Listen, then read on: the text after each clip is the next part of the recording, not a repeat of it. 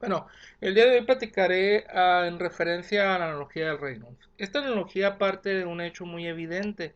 Si ustedes revisan el campo escalar de velocidad, tienen la misma estructura matemática que el campo escalar de temperatura bajo las condiciones de adimensionación correspondientes. Ciertamente una depende del espesor de la capa de límite hidrodinámica y otro de la térmica.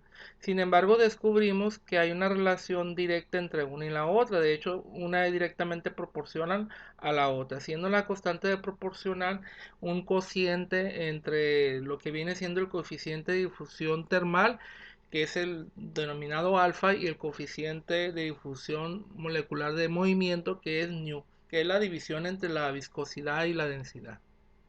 Bueno, ¿cómo vamos a expresar esta analogía? Bueno, primero déjenme presentarles el factor de fricción. Lo representamos con la letra F. Y en este caso hablaremos de un factor de fricción local. Generalmente estamos acostumbrados a hablar de un factor de fricción global que representa todo el tramo del sistema. Y este nos permite obtener caídas de presión totales a través de una tubería. En este caso, recuerden que es el flujo sobre una placa y más que de una diferencia de presiones, porque dijimos que las presiones eran prácticamente las mismas, aquí lo que obtendríamos es que el flujo sobre la placa ejerce una fuerza de arrastre. Entonces, este factor está relacionado con la fuerza que genera el flujo sobre la placa, o al revés, la fuerza contraria que la placa ejerce sobre el flujo, porque si la placa está sujeta, esta fuerza iría como una reacción y esto genera que el flujo tienda a o sufra una fuerza de oposición. Bueno, no quisiera alargar más. Entonces, el factor de fricción es una relación entre el esfuerzo de corte en la pared, que vamos a denominar tau W, y, y por otro lado tenemos las energías volumétricas o la inercia del sistema, que está dado por la energía cinética, que en este caso sería la mitad de la densidad por la velocidad de bulto al cuadrado.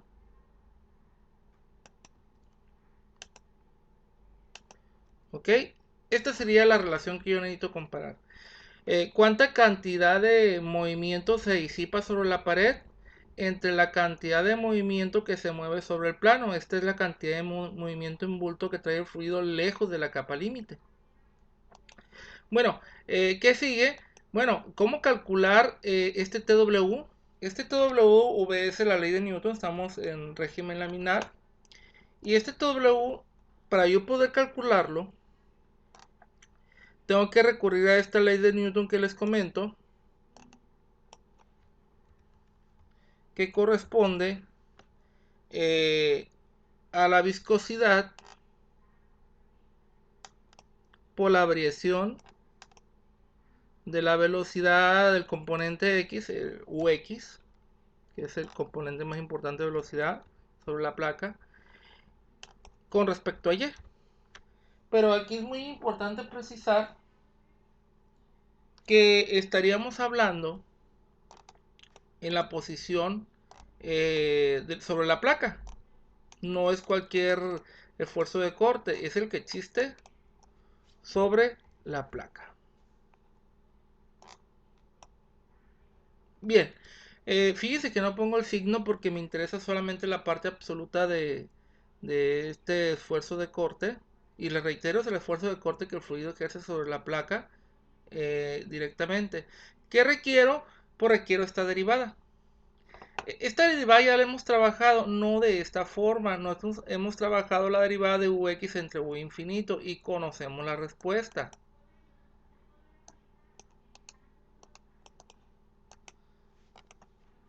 Básicamente lo que tendría que hacer yo es despejar esta información, ¿sí? Pasar el U infinito hacia la derecha, hacer las derivadas y hacer la evaluación. Dicho esto, yo este resultado ya lo hemos trabajado y lo pondré. Básicamente el resultado sería, este término al ser derivado y evaluado en cero se elimina, se vuelve cero, pero este no. Este al ser derivado queda una constante. Entonces, si yo lo derivo y lo igualo a 0, pues me va a quedar esta constante. Pero vean que aquí yo tengo un infinito que pasa del lado derecho. ¿Sí? Bueno, usted lo hace con detalle, derivan la expresión de arriba y la evalúan en 0, previamente despejado ux, y van a obtener esta relación. Esta relación básicamente ahora hay que multiplicarla por lo que viene siendo la viscosidad. Entonces retomo la definición original y aquí me gustaría hacer algunos cambios elementales. Miren, ya tengo el esfuerzo de corte. Y bueno, fíjense que está en términos del espesor de la capa límite hidrodinámica. Y la capa límite hidrodinámica está en función de la posición en X. Por lo tanto, quiere decir que el factor de fricción va cambiando con respecto a lo largo de la placa. Es diferente en cada punto. En cierta medida, lo que aquí tendríamos es un reacomodo de lo siguiente. Me falta multiplicar por mu, vean. ¿Sí? Yo ocupo el esfuerzo de corte, ya obtuve el gradiente evaluado en la superficie y este gradiente está multiplicado por mu. Lo pondré aquí afuera. Y así ya tengo lo que se denomina el tau W. Bueno, ahí está. Vamos a hacer un poco de reacomodo. Por ejemplo, un reacomodo muy elemental es que este mu entre ρ me forma nu. Ok, fíjense lo que dice, nu entre ρ lo junté. Otra cosa que percibo aquí es lo siguiente. Este un medio, ¿sí? Pasa hacia arriba, ¿sí? Este un medio pasa como un 2 y esto hace que se elimine el un medio y solamente me quedo con el 3. ¿Ok? ¿Qué otro más? Vean las u infinitos se eliminan. Esta elimina a una de acá de abajo. De esta manera solamente me queda una velocidad infinita.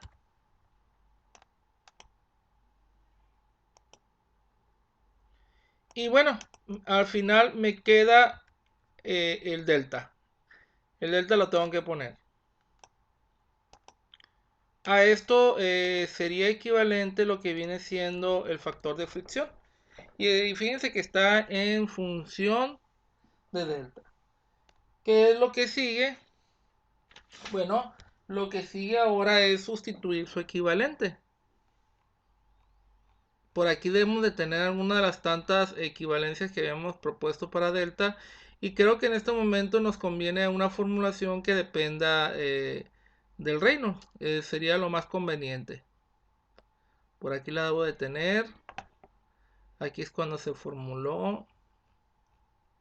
Aquí están. Aquí hay una. Pero lo ocupo en términos del reino. Para que esto sea más rápido. Aquí está. Aquí está la formulación que ando buscando. ¿Ok? Fíjense que está en términos de un reino local.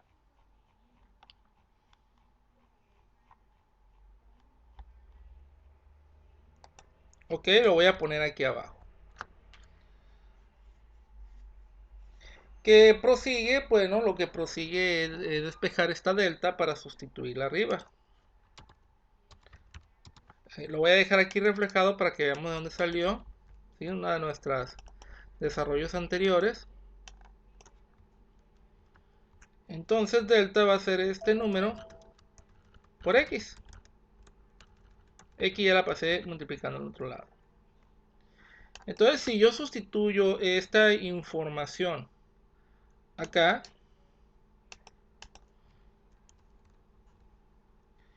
lo que voy a tener es una sustitución directa de lo que es delta. Entonces creo que me conviene en este punto ponerlo en términos con el exponente. Y para hacer eso, lo que tendría que hacer es escribir el Reynolds y poner que es local Y esa es la 1/2, pero como lo voy a subir, lo voy a poner a -1/2. Entonces, esta sería una escritura más práctica de sustitución. Entonces, esto yo lo tendré que escribir aquí arriba. Ok, me quedaría de esta manera. Voy a hacer un poco de reacomodo. Ok, al hacer un poco de reacomodo, puedo juntarlo a la parte numérica. Y lo que tendría es 3 entre 4.64.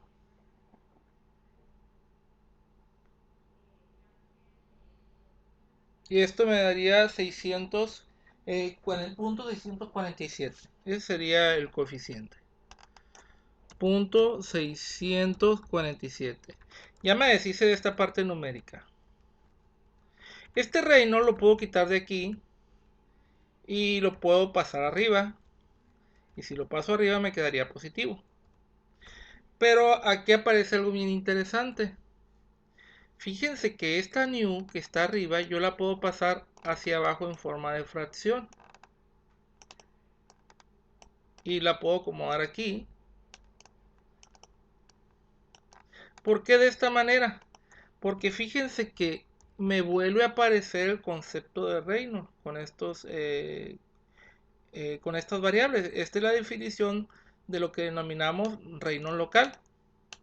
Entonces, copio esto y abajo lo que tendría que poner es Reynolds local, es su definición. Y bueno, y dicho esto, pues nos va a aparecer algo bien interesante. Y al hacer la división correspondiente solamente necesitamos poner una vez el reino local y nos va a quedar lo mismo que teníamos pero elevado a la -1/2. Ahí está. Esa es la relación que hay entre el factor de fricción local, ¿sí? Y el Reynolds local. ¿Ok? Ahí está. Generalmente este factor de fricción se expresa dividido entre 2, es lo más común. Es la conveniencia para el momento de hacer la analogía. Entonces, si yo esto lo presento de esa manera, entonces dividiría entre 2 en ambos lados. Y si divido .647 entre 2, me quedará .323. Ok, ahí está. Esa es la relación que hay entre el factor de fricción o la mitad del factor de fricción con respecto al resto de los números. Hay un número muy importante en ingeniería química que va a aparecer en diferentes procesos que se llama número de Stanton.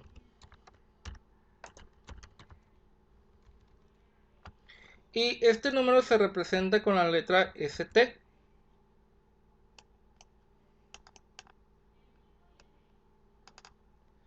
¿Qué representa este número? Representa dos fenómenos. Por un lado me representa la transferencia de calor convectiva, ¿sí? Local, que se da a través de Hx. Y por otro lado me representa la energía o la capacidad de energía que es arrastrada cuando el fluido se mueve. Nosotros habíamos dicho que ρCp era la energía acumulada en un fluido. Pero si lo multiplico por la velocidad de bulto, entonces, en vez de ser la energía que hay en el fluido, sería la energía que se mueve con el fluido a la velocidad U infinito.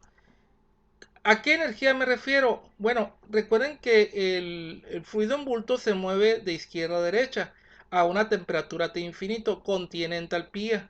Y ese fluido al moverse mueve entalpía con ella misma, porque al tener una temperatura tiene que tener entalpía.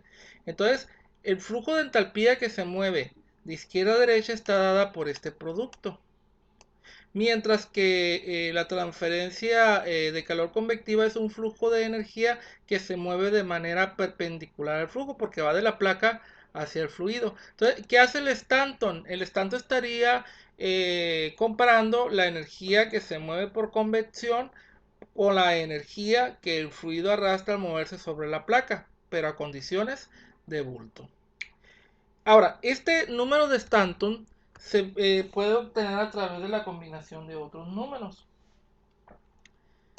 No lo voy a desarrollar, ustedes lo pueden hacer en su libreta. Esto sería a través del número de Nusse local. ¿Sí? Les recuerdo es el que compara la capacidad o la transferencia convectiva entre la conductiva del mismo material y dividido entre el número de Reynolds local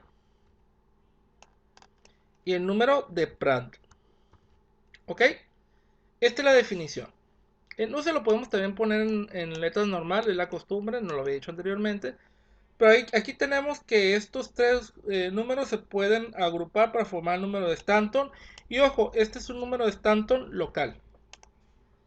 Bueno, veámoslos en términos del número de Stanton. Ocupo la correlación para la entalpía local que obtuvimos, que la debo tener por aquí. Aquí está, la retomo.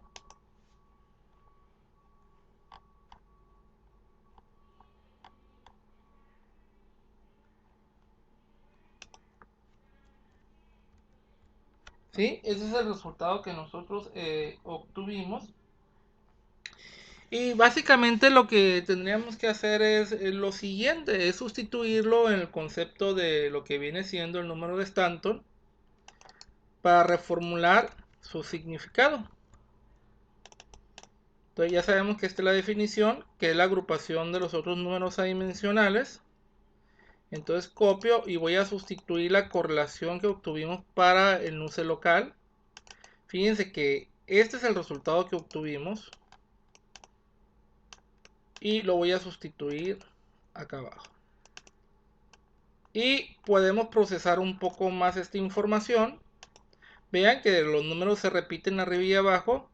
Podemos dejar un solo coeficiente.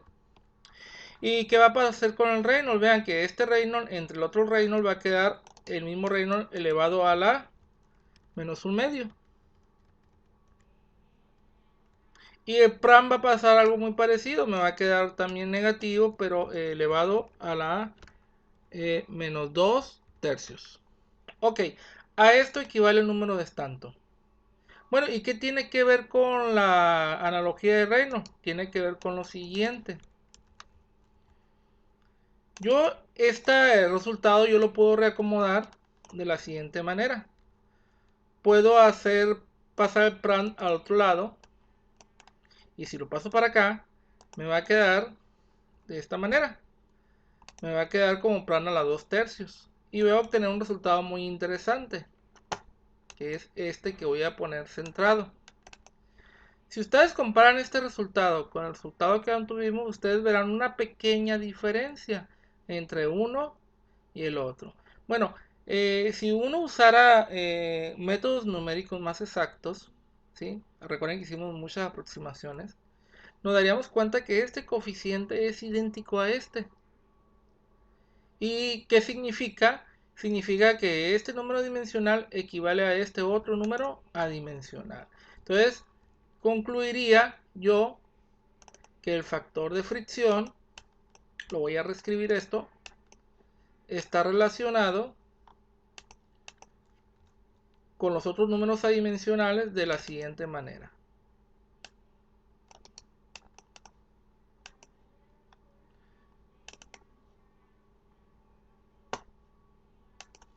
Así sería. ¿Sí? Este es el cálculo. Y bueno, aquí obtenemos una analogía muy pero muy interesante. ¿Cuál es la analogía? Bueno, fíjense que no hay necesidad de hacer experimentos de fricción o experimentos de transferencia de calor. Con que hagamos un conjunto de experimentos podemos determinar las propiedades de calor a través de las propiedades de movimiento o viceversa. Es decir, si yo tuviera experimentos donde determinara la fuerza de arrastre que ejerce un fluido sobre la placa, pues esto me permitiría obtener el coeficiente de fricción local del sistema. Y a partir de ese coeficiente yo podría calcular este grupo adimensional. Y si yo lo calculara a través del Stanton local, yo podría obtener el coeficiente local de transferencia de calor. Claro, también podría integrar esta expresión y tener lo que se le denomina lo que viene siendo el factor de fricción global contra el Stanton global. Y si tuviera el Stanton global, podría calcular un coeficiente global de transferencia de calor del sistema.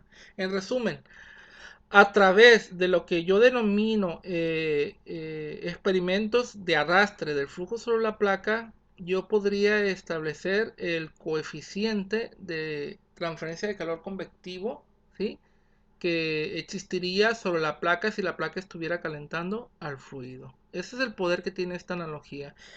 Claro que esta analogía se extiende también a la transferencia de masa. No lo discutiremos más adelante si me toca darle dicho curso. Y bueno, nos conecta de una manera muy interesante. Hay veces que el factor de fricción es complejo de obtener y es más fácil obtener lo que viene siendo la transferencia de calor.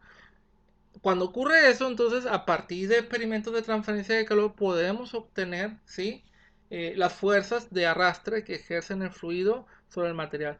Aquí me gustaría aclarar una cosa. En cantidad de movimiento vimos que habían dos tipos de fuerzas, ¿no?